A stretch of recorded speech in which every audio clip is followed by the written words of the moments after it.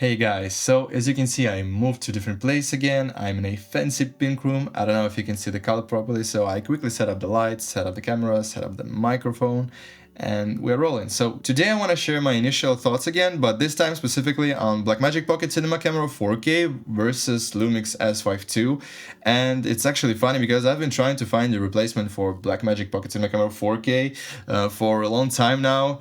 Not only because it has a terrible name, but I don't know, it just... The technology seemed kinda outdated. I don't really like Micro Four Thirds. I always try to use a speed booster to get it closer to Super 35. And actually, like, Super 35 is my favorite sensor size for cinematic stuff, because even with S5II, I often go to the crop mode, mainly because it doesn't have 4K 60 in full frame, but also I like to use some crop lenses like Sigma 18-35. It's just versatile and low light is good. So yeah, it's just, I like Super 35, I get used to Super 35. And yeah, I tried to find a solution that would replace Blackmagic. And I kept thinking about Lumix because Lumix is offering the closest, I guess, features to the cinema camera that you can get in a hybrid camera, because it has roll-in shutter, it has proper 24 fps, features like histogram, and yeah, just overall a lot of good features that you would find in cinema camera. And especially considering that Sony wouldn't offer that even in their FX line, like FX3, FX30, they wouldn't offer shutter angle back then. So I actually bought the S5 original one, and I tried to do comparison with it, barbecue documentary with both of them, and at that time I really didn't like S5. That was the time where I needed more dynamic range in shadows and more latitude in color, and yeah, so S5 was falling apart, the codec was falling apart, so I didn't sell Blackmagic back then, so I kept using both, and later I just found a very good deal where I actually just traded my old S5 with a kit lens for a body of S5II, and I think that was a great deal because kit lens, I don't know, I didn't use it quite a lot, to be honest. So yeah, that was the time where I thought, well, this is an upgrade, and phase detect autofocus came in with this camera, so I thought, great, I should try it. And the autofocus is actually not really bad, but I found myself not using it as often as I thought I would. Like even right now I'm using manual focus with Sigma 18-35, even though I can switch it to the autofocus, but it would be really noisy. And I was thinking about buying an L-mount lens, especially when Blackmagic made a full frame and they made it L-mount, and I thought, wow, great, so I can have Blackmagic L-mount, Panasonic L-mount, and yeah, have some good interchangeable solutions between them. So I was happy, but my friend Mindo from Cinemas actually bought full frame and he tested native L-mount lenses on it. And the thing is, it doesn't support linear focus mode like Lumix does. So Lumix has this option in the menu where you can turn your focus by wire lenses into kind of a linear mode that it doesn't jump if you rotate it faster. And on Blackmagic, it's not the case. So it's always in non-linear mode. So the faster you turn the focus ring, the more it will like change the distance. So it's not really convenient for focus wrecking or some focus movement in the frame, because you can never predict exactly how much you will turn, especially if you use follow focus system or something like that, or on a gimbal. And Blackmagic doesn't seem to plan to fix this issue in the future, so that's the first red flag that I got. And now after the NAB, and they kinda released Pixis, which is basically full frame, but all the actual new cameras, such as Ursa 12K full frame and the announced Ursa 17K IMAX, they didn't come in L-mount, right?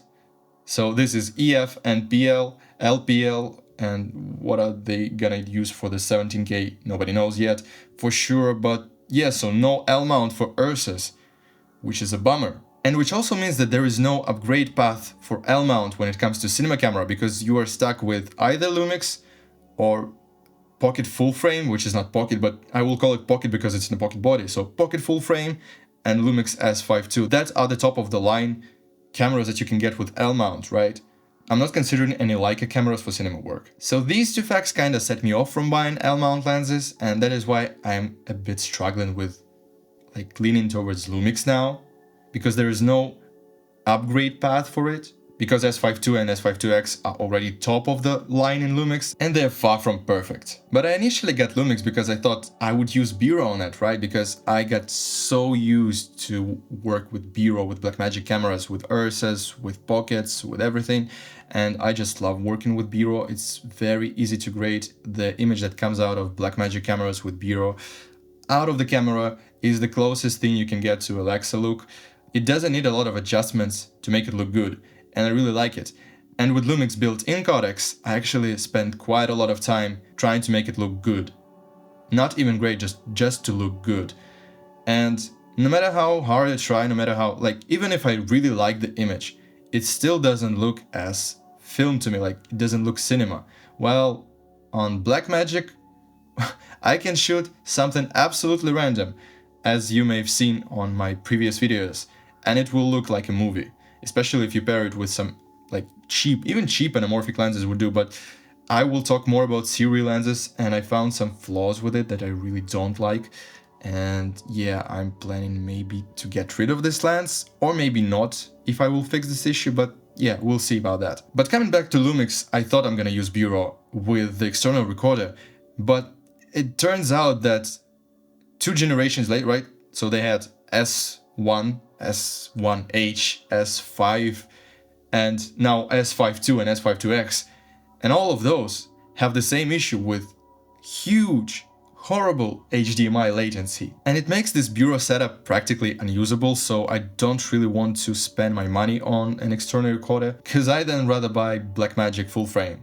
But there is a dilemma. I actually need a hybrid camera, because sometimes I would shoot festivals or some corporate stuff where I'm really benefiting from some hybrid features, such as IBIS, such as autofocus, such as, overall size and weight, when I don't want to carry around this chunk, or I can put it on a gimbal and run around and it's gonna be way lighter.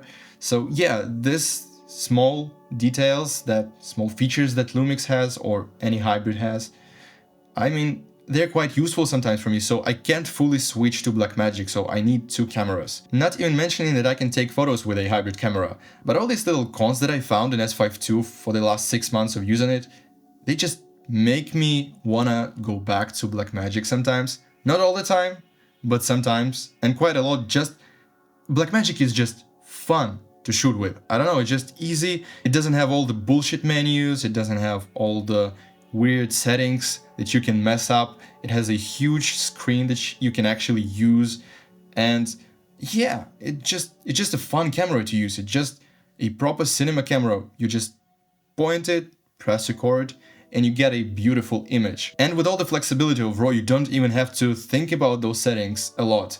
While with S5II, if you mess up white balance a little bit, oh man, you're screwed. So I'm actually quite curious to see what I am gonna choose at the end, and so this question will remain open for now, but I really want to know your opinion, so drop it in the comments down below. Thank you for watching, and I will see you in the next video.